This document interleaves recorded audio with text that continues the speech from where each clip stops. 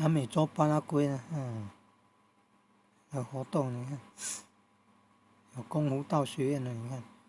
人员，你看这个舞狮团的，你看罗汉戏狮团的人员在表演中华武术，然后这外国人教那个太极拳学表演太极拳，还打鼓的，舞狮团。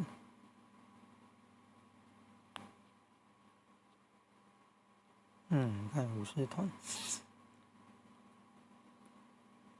练拳的，你看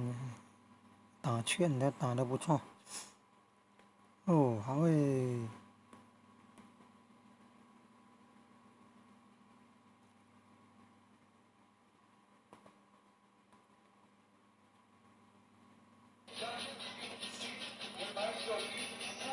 罗汉戏狮。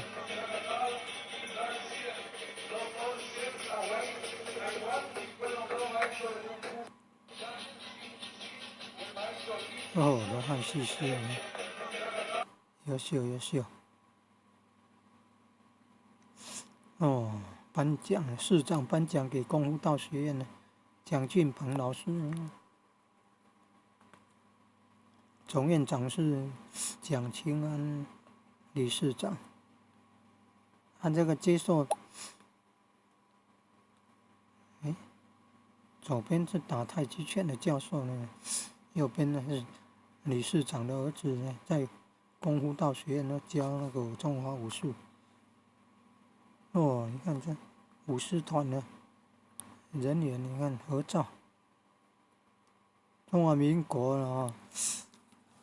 台湾的这个一贯道道亲了，民国70几年就到南美洲巴拉圭开荒传一贯道了，后来成立了巴拉圭一贯道总会呢，点传师呢做到理事长。那他的儿子在教中华武术，有先成立功夫道学院，传授中华武术、中国武术，还有传中华文化有那个还有书法啦、国画啦。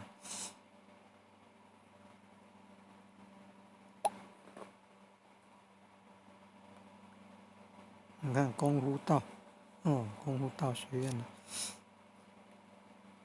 车队有中华民国国旗，还有巴拉圭的国旗。